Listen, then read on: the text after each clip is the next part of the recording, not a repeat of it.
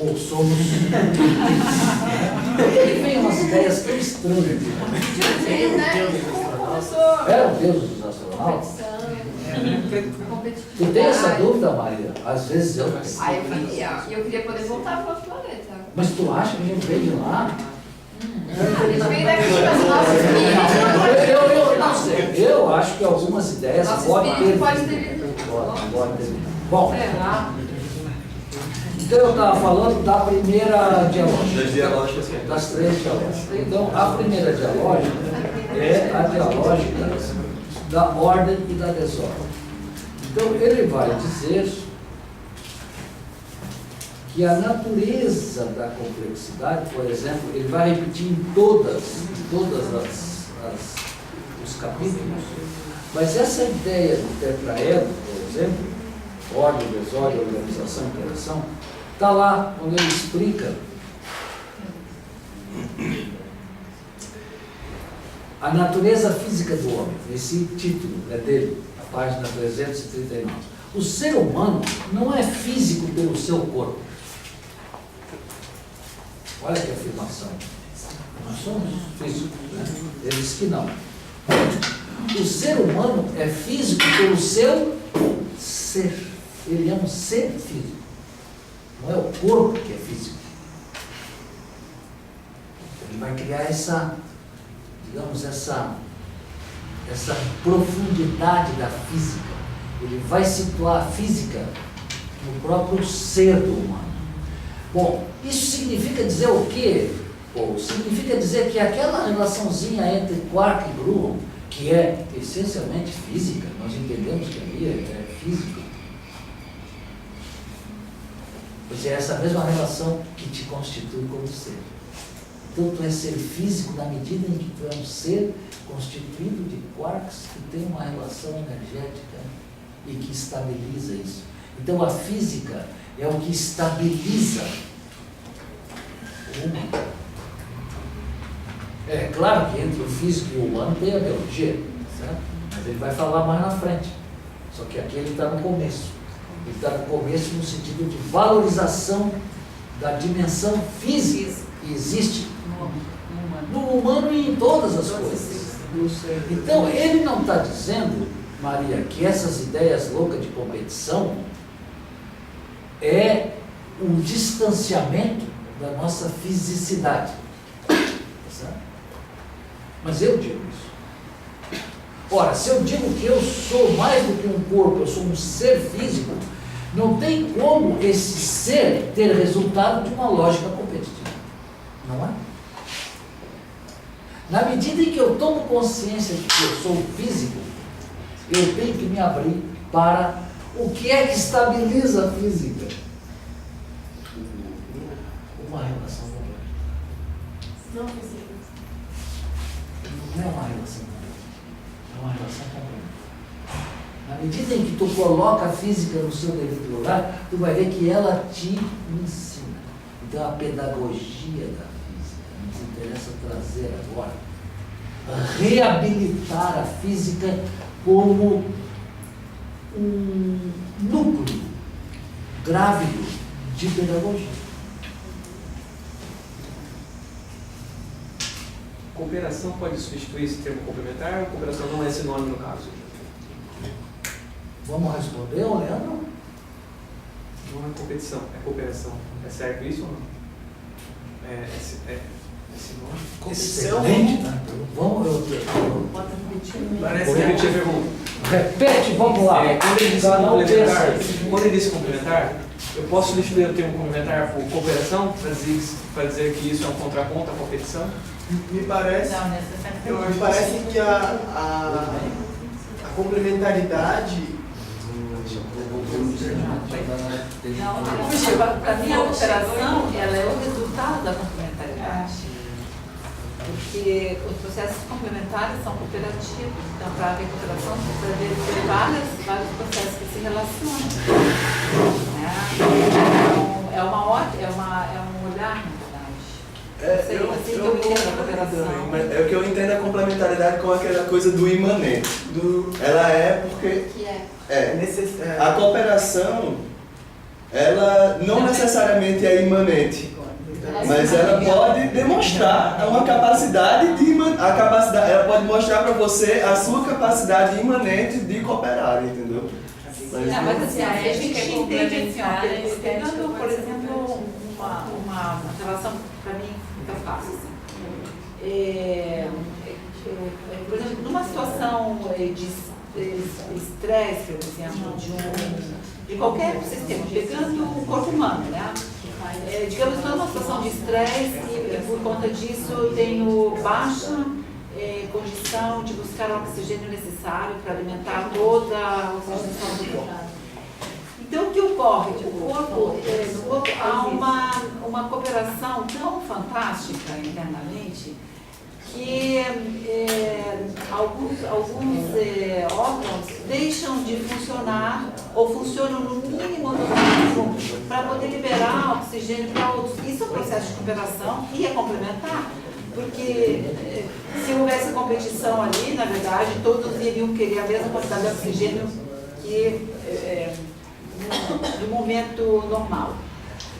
Como não é um momento normal, há uma cooperação, que para mim eu não acho essa palavra, que é o que é a da complementaridade, que cada órgão já é complementar ao outro, porém chega nesse momento de estresse que alguns deles deliberadamente funcionam no mínimo, quer dizer, baixam a quantidade de oxigênio necessária para que outros mais vitais, como o cérebro e o coração, possam estar funcionando. Então, para mim, essa é um exemplo de cooperação. Eu acho que a cooperação é uma interação. Eu acho que isso é um exemplo de cooperação e a complementariedade está justamente que você tem vários tipos de órgãos para fazer o ser. Eu também entendo assim. Então, são outras Operar pessoas. conjunto, né? Operar conjunto. O operar conjunto. Porque eu imagino. Completa melhor. Porque cooperação. É a ação de operar. Ação, isso. Ok. Então, deixa eu só tentar, porque a gente tem que avançar um pouquinho nas lógicas. Leandro,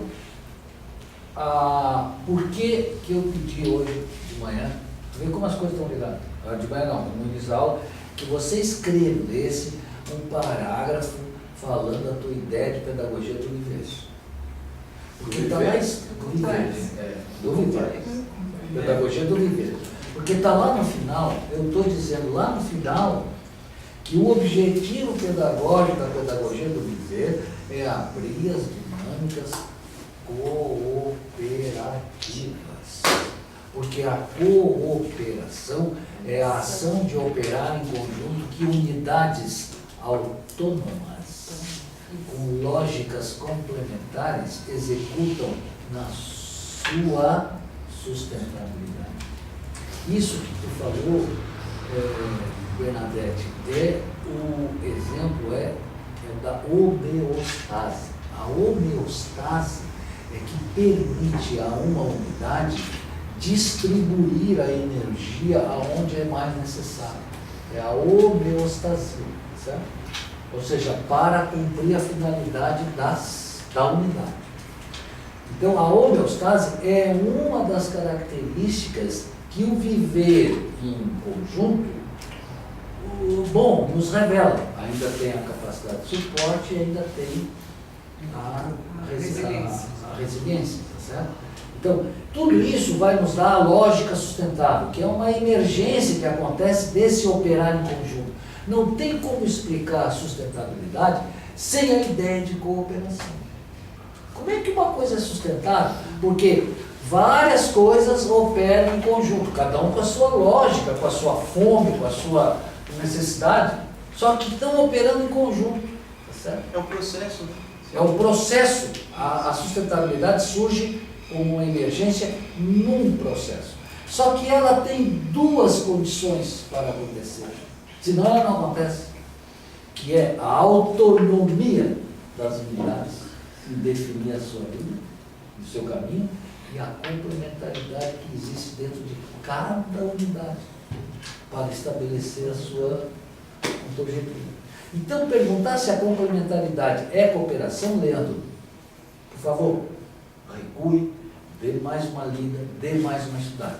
Complementaridade não é cooperação. Complementaridade é uma estrutura biológica, físico-química que se estabelece entre os elementos. As coisas são complementares dentro. E as coisas são cooperativas no processo. Certo? A cooperação é mais. Eu não digo que a natureza é cooperativa. Por quê? Porque tem que deixar o teu espírito ver isso. Agora, eu te digo que a natureza é complementar. Na sua lógica mais interna. Segundo, eu digo que a natureza é autonomista. Na sua lógica biológica, e não tem como tu me dizer que não. Percebe? E eu te digo, a natureza tem uma lógica sustentável. E tu também não tem como dizer que não. É só olhar para os ecossistemas. Ou olhar para a degradação. Onde está degradado é porque a lógica sustentável foi suprimida, violada, né? Pronto. E a cooperação? Bom, diga você. A cooperação é entre nós, é entre as araucárias, é entre, enfim, a cooperação acontece entre as unidades. Ela é mais que uma lógica, ela é um operar em conjunto. É tipo, professor, surgiu uma palavra aqui. A cooperação seria interunidade e a complementaridade é intraunidade? Pode ser, ajuda demais, ajuda. Porque nós não dizemos que a cooperação é uma lógica de base da natureza. Nós não dizemos isso em nenhum momento. Ela é uma interação no tetraedro. Sem dúvida. Ela é um agir mais complexo. Na pedagogia do viver, você encontra as lógicas que vão te permitir imaginar que a cooperação e não a competição será a salvação depois. Bom, mas cara, não é fácil, não dá para puxar aí por aí dizendo, gente, vamos ser cooperativos porque nós vamos ganhar a parada. Não basta, entendeu? Eu não estou falando nada de cooperação, entende? Mas é tudo que eu queria te dizer. Porque você falar cooperação, a pessoa foge, né? Mas esse cara aí né? Agora eu falo complementar, eu falo, aí você já começa a ficar interessado, é diferente. Cooperação soa muito filantrópico, né? As pessoas acreditam. Exatamente. Vira. Infelizmente já ficou banalizado. Assim, o cara é meio assim, sabe? Entendeu? Tá ok? Então vamos lá. Primeira dialógica complexa de base é a relação entre ordem e desordem. O que é que vem primeiro? Morin tira de letras. Porque Morin ele vai questionar o conceito de Big Bang. Ele diz que não é difícil entender que tudo isso aconteceu por um ponto de densidade infinita. Ele vai trabalhar a ideia de catástrofe. Ele vai trabalhar a ideia já espacial. Uma ideia em que você tem uma explosão, ou que você tem um espaço no qual a desordem traz dentro dela mesma os elementos de ordem.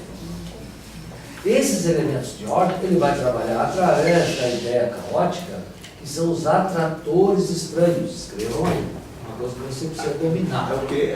Atratores, que a desordem ela vai explicar a expansão, ela vai explicar a dispersão, mas esse movimento de expansão e de dispersão da matéria provoca pelas interações o surgimento do que a teoria do caos vai chamar de atratores estranhos. Então você coloca essa palavra como uma palavra-chave, você entra na internet, põe lá, o que são atratores estranhos? Você vai encontrar diversas imagens que mostram como a natureza se organiza a partir de fórmulas simples. Pensando até no Big Bang mesmo, uma explosão só poderia ser uma desordem, mas na verdade é o momento em que o universo começou a se organizar. Exatamente. estranho. A ideia de explosão é uma ideia de desordem, porém é justamente o momento onde estamos conversando sobre isso. De um ponto inicial de ordem. Então, Também estão os processos de organização. o Pedro, fala mais alto. Isso não está entendido como algo que é pontual, mas como processos de organização e desorganização. A ordem pela desordem e a desordem na ordem por causa disso, porque são como se fossem características de organização. Mohan vai usar para isso a palavra, olha que linda, acontecimento. Ele vai tirar a ideia de pontos, de relógios, ele vai dizer que a ordem e a desordem acontecem no tempo e no espaço. Então ele cria a ideia de que as coisas evoluem. Tu não era sempre assim, tu ficou assim. Tu surgiu de uma forma, o universo surgiu de uma forma, os átomos surgiram de uma forma. Hoje tu tem átomos com mais de 100 prótons, que a gente não sabe o que é, mas está lá no neutro, está lá no núcleo. 100, tudo de um, só tinha um, que aí tem até hoje. Todos são a partir do hidrogênio, todos os átomos são replicações do mesmo átomo lá, que vai se multiplicando, e aí dá uma linha, chega a mais de 100 prótons, ou seja, tem mais de 300 quarks lá dentro, 600, porque cada próton tem um nêutron. Então tu tem átomos que tem mais de 1000 quarks no núcleo. Claro, a bomba atômica é feita de plutônio e 105. Se cada núcleo tem 100 prótons, ele tem mais nêutrons do que prótons. E sem pensar na tensão que está ali dentro, porque são todos de cargas iguais, né? Todos os próprios. Sim, mas por isso que tem os nêutrons, claro. Claro. O nêutron é o mocinho da história. Sem os nêutrons, né? Mas nêutrons e prótons não se distinguem, todos são feitos da mesma coisa, que são um quarto. Só muda um pouquinho o sentido do cara.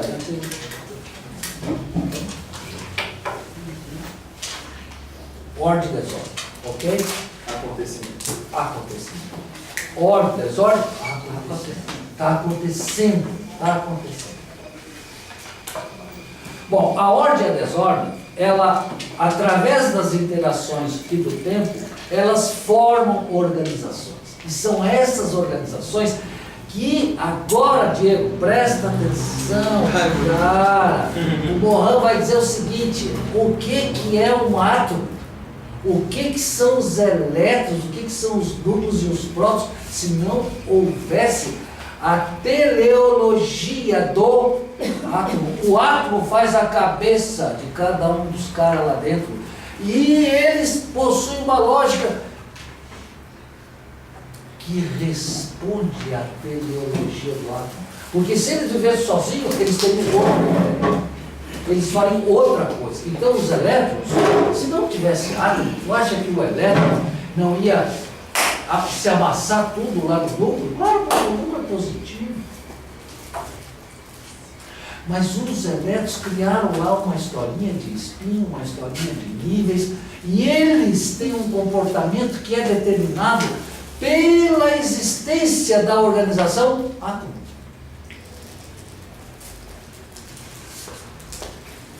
Tu acha que se não existisse a célula com a sua membrana, aqueles aminoácidos, que é o que é a primeira grande evolução da matéria, ou seja, a quantidade de carbono que existe no aminoácido, tu acha que o aminoácido seria o que ele é, formando os ADN da vida?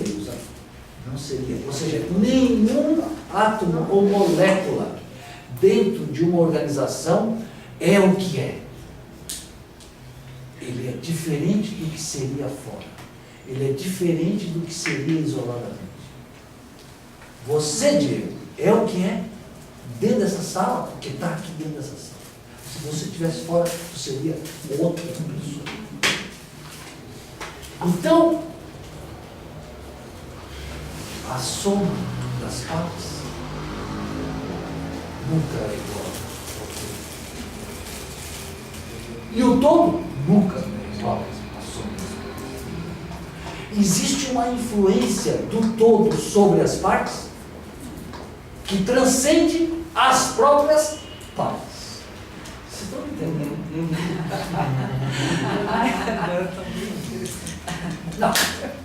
Isso aí, a mim me emociona.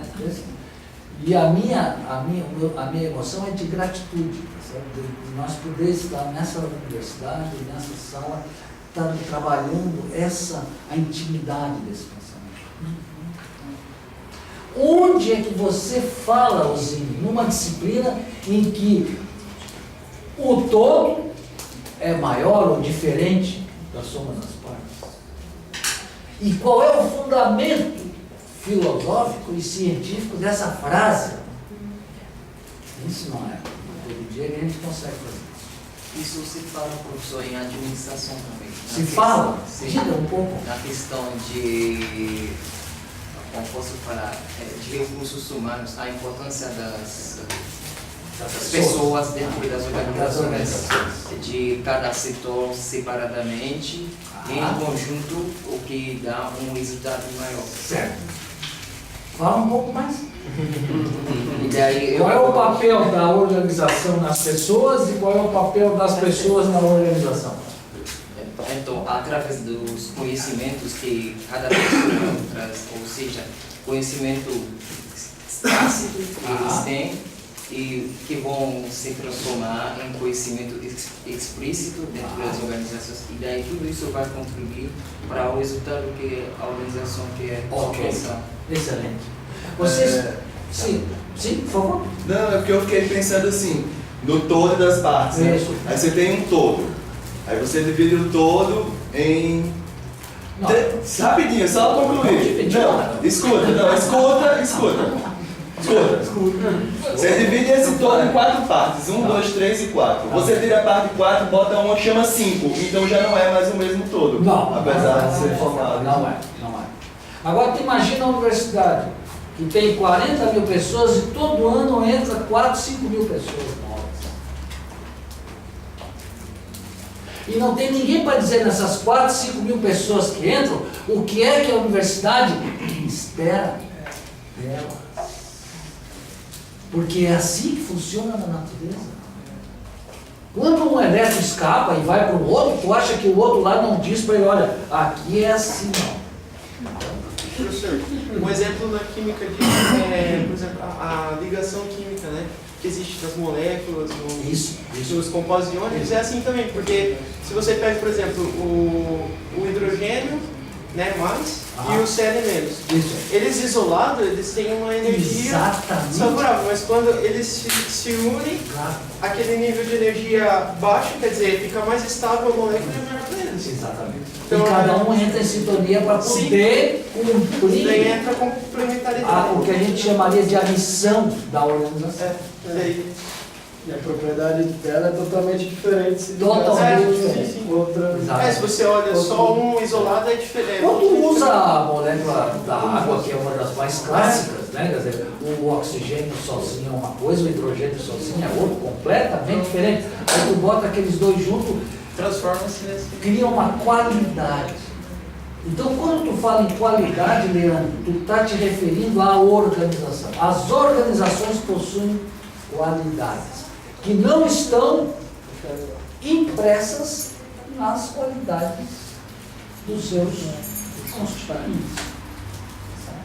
Só que tu tem que criar essa clareza de que na natureza, seja no átomo, seja na célula, seja no sistema solar, seja na Via Láctea, você tem uma relação de esclarecimento entre a qualidade da organização e a atuação de cada elemento dentro da organização,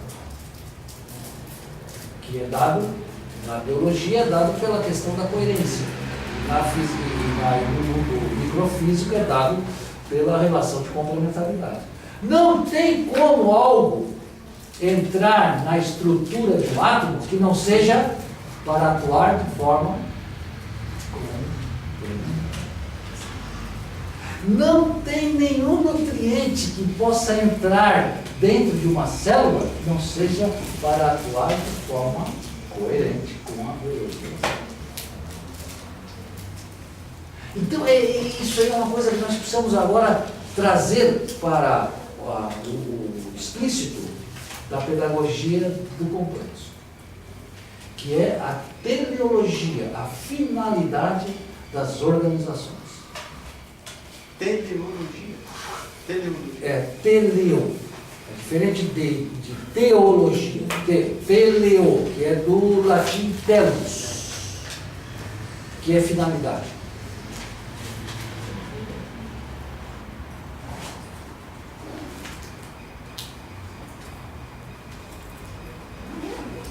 Então, tu tem a desordem, que é a dissipação, a desagregação, a entropia, certo?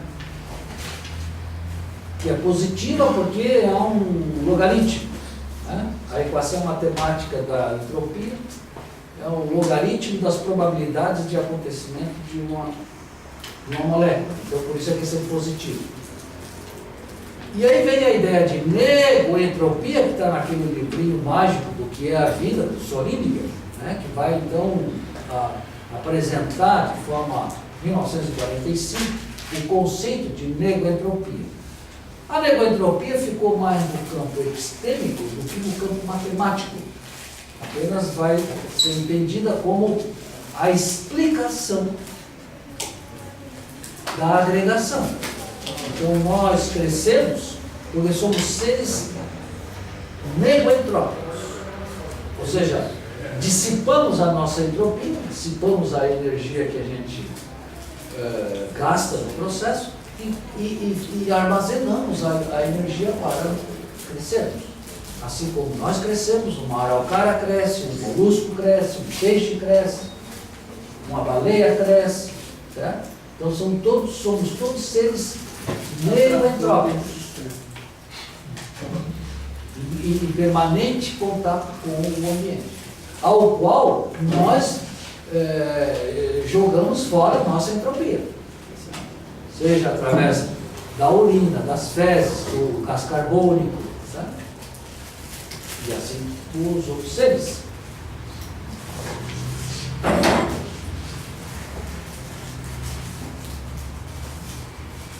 Então, se a ordem é a negoentropia, a desordem pode ser associada à entropia.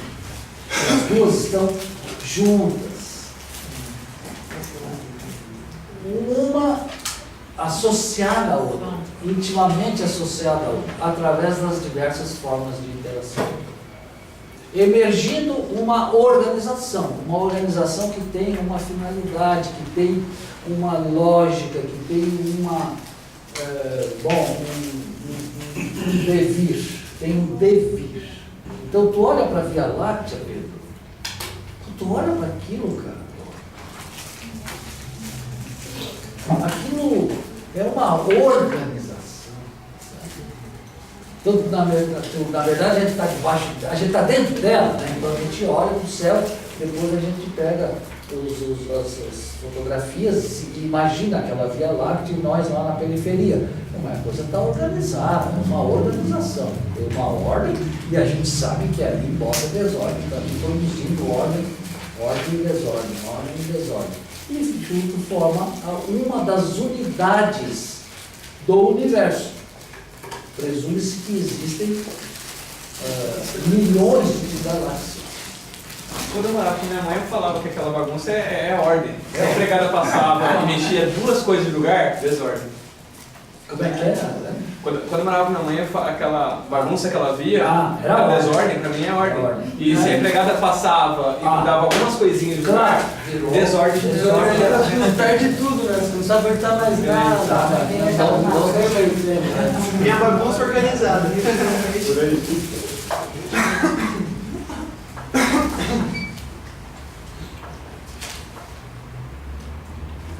Então, na página 70 e 71 deste livro aqui, vocês vão encontrar um belo texto sociológico para explicar a entropia.